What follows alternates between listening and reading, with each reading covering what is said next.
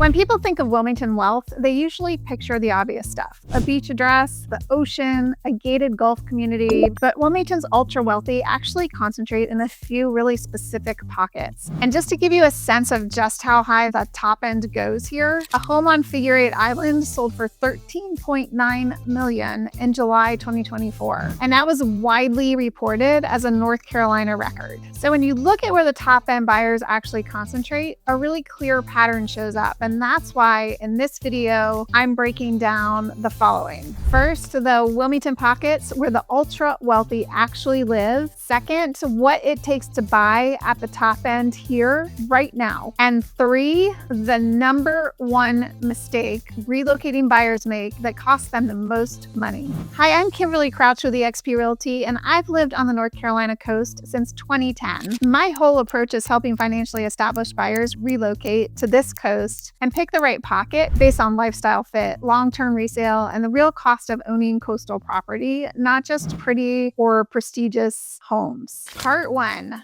the 6 luxury pockets where Wilmington's wealth actually concentrates. The wealth is not spread evenly. It clusters in a handful of very specific pockets, and each one has a distinct lifestyle identity. Clearly, based on where we are, most are waterfront, with one exception, or very close to it. Let's start at the top of the pyramid. If you want the most private, most exclusive address near Wilmington, Figure 8 Island is it. It is a gated private island. You cannot access it. You can't just walk on to Figure 8. There's a guarded causeway and a swing bridge, and if you are not a resident or a guest, you are not going to visit Figure 8 Island. That level of privacy is intentional, and it is a significant part of what buyers are paying for here. Figure 8 sits just north of Wrightsville Beach. It's just north of the Masons Inlet, and it's between the Intracoastal Waterway and the Atlantic Ocean. The homes at the very top end are designed to feel like private island getaways. Some are oceanfront, some are ICW or Intracoastal Waterway front, and some have deeded boat slips, docks, and boat lifts.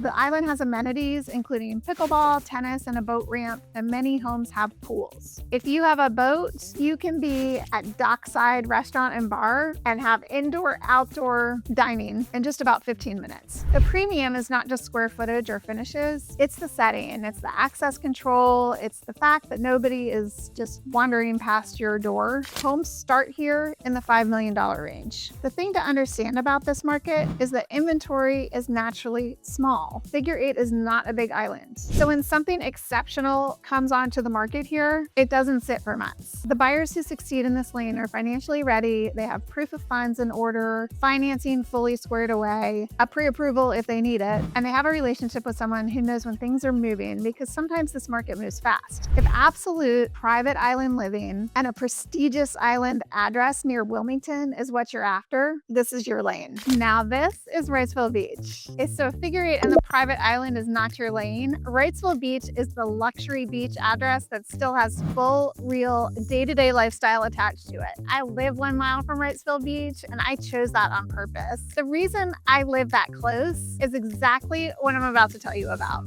Wrightsville is a real beach town. There are restaurants, bars, marinas, coffee shops, little trinket stores, and people actually living their lives here year-round. There are actually 3 bridges on Wrightsville Beach. One is a drawbridge, and that's the main access point. There's a pocket of land over this bridge before the other 2 bridges, as well as the Wrightsville Beach Park that houses pickleball, tennis, a playground, and a large recreational area where there are often adult sports leagues playing various games and outdoor concerts. A lot goes on here, including the annual turkey trot, which is always a lot of fun. There are neighborhoods all throughout here that may have ICW access but are not oceanfront, and there are also a lot of beautiful homes here and different types of neighborhoods, including townhomes and a high-rise condo building, CPAP, as well as wet and dry slip marinas, and then of course single family as well. Some homes have ICW access, but none on this section of Wrightsville Beach, not where I'm standing, but on that first section, are oceanfront. So to get to the beach, you will cross over one of 2 smaller bridges on the north end or the south end. But all of these areas are in the town of Wrightsville Beach. Now next to the north bridge is where Wrightsville sucks. stand-up paddleboard is located. This is a great place to rent paddleboards, kayaks, and go on tubing tours. They leave out of here as well. You have walk-in beach access to the Intercoastal Waterway right at Wrightsville South, and it's also home to my Wrightsville Beach Outrigger Canoe Club. Next, I'm gonna walk you over to what is our own little main street. It's called North Lumina, and that's where all the little beachy bars and restaurants are.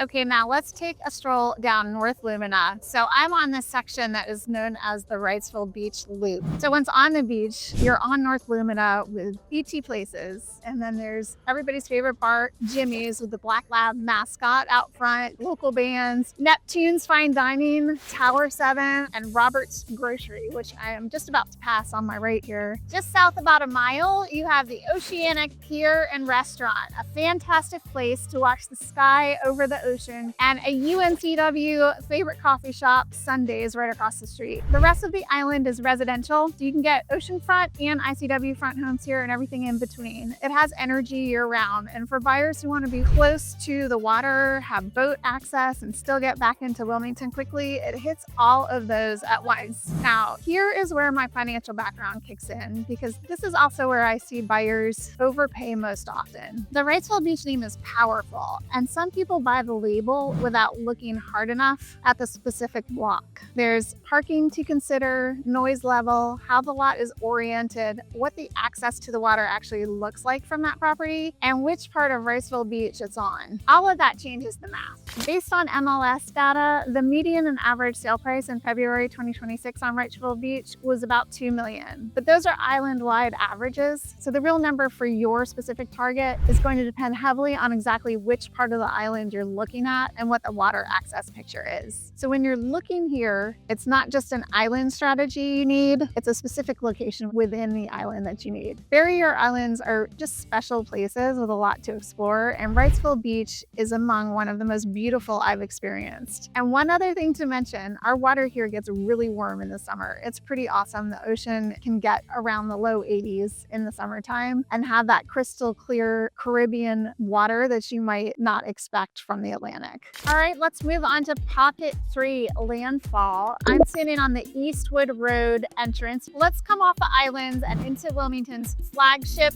gated community, Landfall. Landfall is on the east side of Wilmington, which means it's well positioned for access to shopping, dining, and a beach border. Lumina Station is right across the street, and the east side is bordered by the ICW, and you can see Wrightsville Beach and its famous Palm Tree Island across the waterway. Once you are inside those gates, it feels very different from the coastal streets we just talked about. This is a controlled access community, 3 guarded entrance gates, 24-hour community patrol, private roads, and 2,200 acres of land, including 320 acres in conservation area. It has a very managed, manicured feel, and that is exactly what a certain kind of buyer is looking for. Predictability, security, infrastructure. What I always tell buyers considering Landfall, it is not one market inside of those gates. Lots of different markets. Lot position and street selection matters here just as much as anywhere else in Wilmington. And the community was started in the 1980s, so there are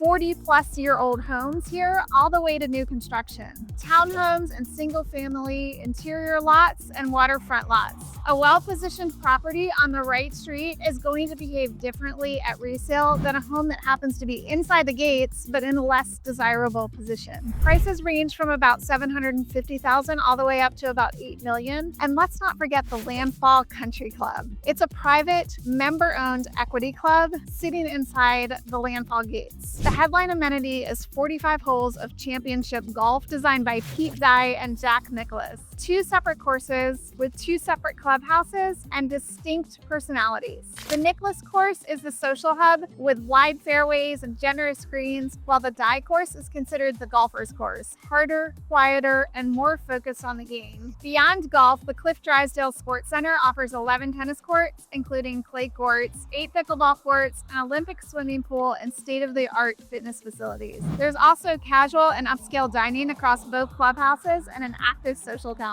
Membership is optional and it's not guaranteed. It's not part of the community's HOA.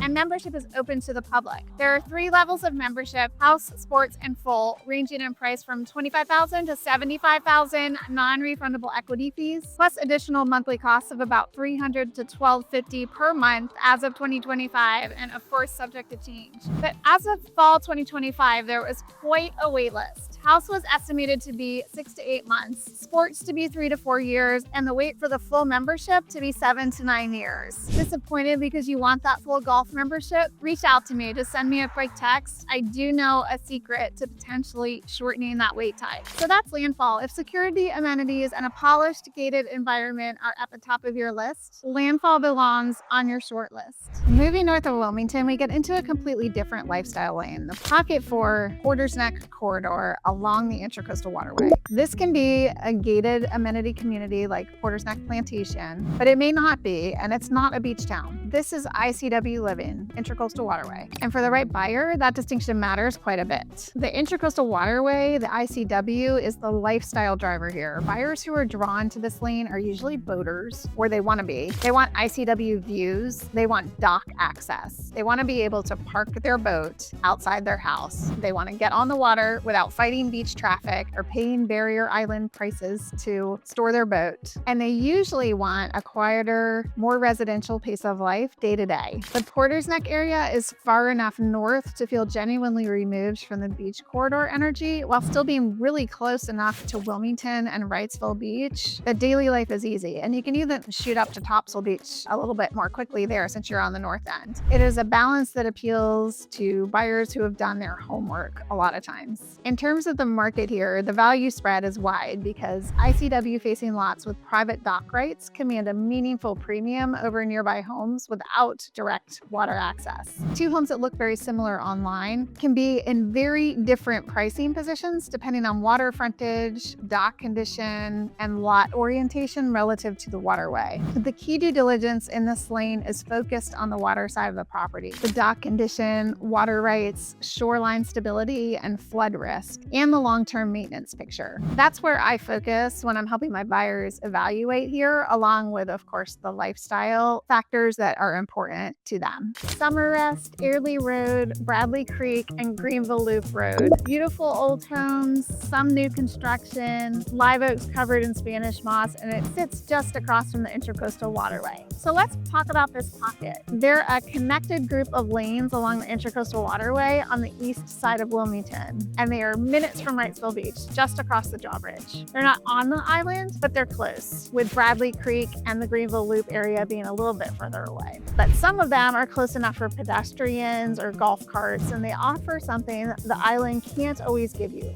bigger lots, mature trees, more space, and a quieter residential pace. You're not going to see the beach town street scenes here, but you can get right to them from some locations via walking or golf carting. You're going to see live oaks, long driveways, properties that feel established, and in some spots, there is genuine water access. Bradley Creek and the edges of the Intracoastal Waterway come into play depending on the exact street. And you have the potential for some phenomenal views of the ICW. The range of homes here is wide. You can find well-renovated mid-century homes alongside high-end custom builds, and pricing tracks closely with water proximity and the quality of updates, just like you'd expect. So you can also find older homes here that can be purchased for a relative value and remodeled. What I find is that buyers coming from markets where they're used to more land, more privacy, mature landscaping, a neighborhood that has some history to it, they often discover this corridor and feel like they found something the Instagram version of Wilmington wasn't showing them. Buyers who know this market well often end up here because once you understand what you're getting, the value is really hard to argue with. And the insider note here, street selection is everything. Two streets in the same general area can behave like completely different markets in terms of water access, traffic, how long it takes you to get to the beach, noise levels, and long-term value. This is a lane where you really need street-level knowledge before you start making decisions. It's not just a neighborhood name on a map. Pocket 6 is Forest Hills, Country Club Terrace, and the neighborhoods that surround Cape Fear Country Club. It's just east of downtown, right in the middle of Wilmington. And this is Wilmington's most storied residential lane. Cape Fear Country Club is one of the oldest private golf clubs in North Carolina. The neighborhoods around it carry that same sense of deep roots and established character. Wide streets, generous lots, homes set back from the street, mature live oaks lining the streets, homes with real architectural history. It feels feels genuinely different from the coastal corridors we've been talking about. It's more traditional, more rooted. What draws buyers to this lane is usually a combination of things. The golf and club lifestyle, the proximity to downtown Wilmington, which means proximity to restaurants, the arts, the riverfronts, shops, and the quality and character of the homes themselves. You're looking at historic and traditional builds ranging from well-preserved originals to fully renovated properties, torn down to the studs and redone, on lot sizes that are often not available anywhere else near the beach. Pricing here tracks closely with renovation quality, of course, and lot position relative to the club and how large the acreage is. A well-executed historic restoration on the right street near Cape Fear Country Club can command a premium that genuinely surprises buyers who are focused exclusively on coastal addresses.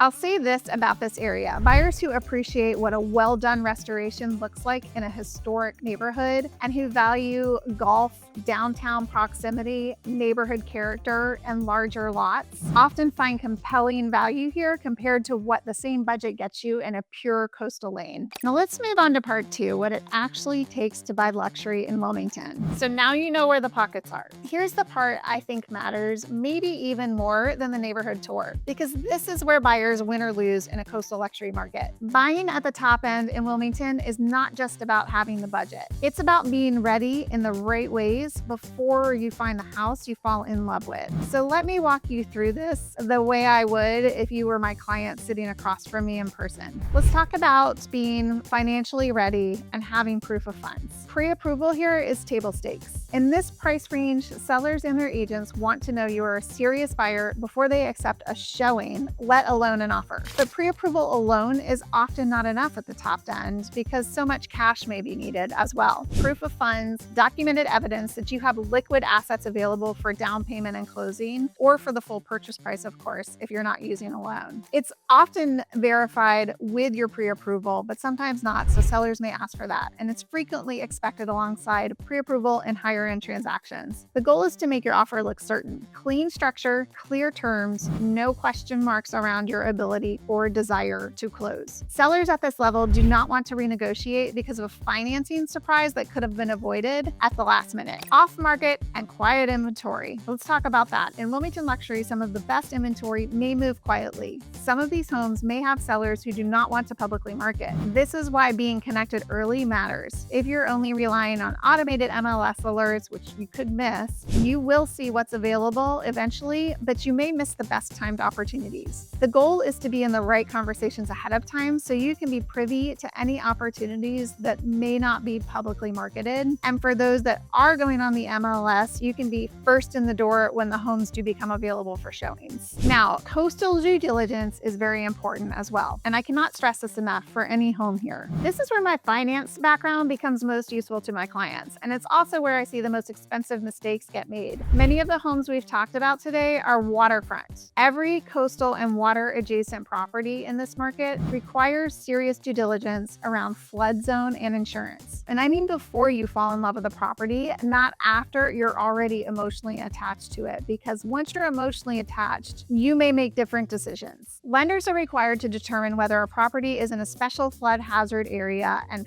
flood insurance requirements can apply based on FEMA flood zone designations. We have some that require insurance and some that don't. The FEMA Flood Map Service Center is your starting point. You look up the property by address, or your agent does it for you, and understand exactly what zone you are dealing with and the associated costs. There are also COBRA flood zones, which are federally designated by the Coastal Barrier Resources Act of 1982. If a property is in a COBRA zone, the buyer cannot purchase federally backed flood insurance. They would need to find coverage through the private flood insurance market, which exists, but is generally more expensive, less standardized, and sometimes harder to obtain. Sometimes lenders may also be reluctant to finance properties in the COBRA zones for this reason. So this doesn't have to be a deal breaker. Don't let it scare you. It's just something that you need to understand up front. And then there are coastal inlet hazard areas, which are state designated areas near inlets that have special erosion considerations. One consideration is that certain homes cannot be rebuilt built if they are more than 50% destroyed for any reason, including fire or hurricane. So this is really important to know before you buy and really before you make an offer. So in North Carolina, the due diligence period is your window to do all of this research: inspections, insurance quotes, flood zone verification, inlet hazard area verification, all of it moving at the same time. And some of this information should really be gathered before you make an offer, because if any of those considerations are a deal breaker for you when you find out what the status is, you will lose your due diligence fee if you are already under contract with a seller signed accepted offer. So you don't want to do that. The due diligence fee is paid to the seller upfront and is non-refundable if you terminate the transaction. And it can be very significant for properties in the luxury price range, which makes it even more critical to have your research plan ready and moving from day one. Now, that fee is credited to you at closing if you do close. Micro markets over neighborhood names. Water access, lot position, elevation, exposure, traffic. These are all the real drivers of the value at the top end. The neighborhood name is a starting point, it's not the end game. And long-term durability. At this level, buyers are almost never thinking short-term. The best purchases are the ones that stay relevant through market cycles, because the location, the lifestyle features, and the physical characteristics of the property keep demand durable over time. In Wilmington specifically, that durability comes down significantly to how well the property holds up to coastal ownership realities. Insurance costs, maintenance demands, the ocean can really do a number on homes sometimes, and risk management over the long run. Now we're ready for part 3, the number one mistake luxury relocators make in Wilmington. All right, so you know where the pockets are, you know what it takes to compete.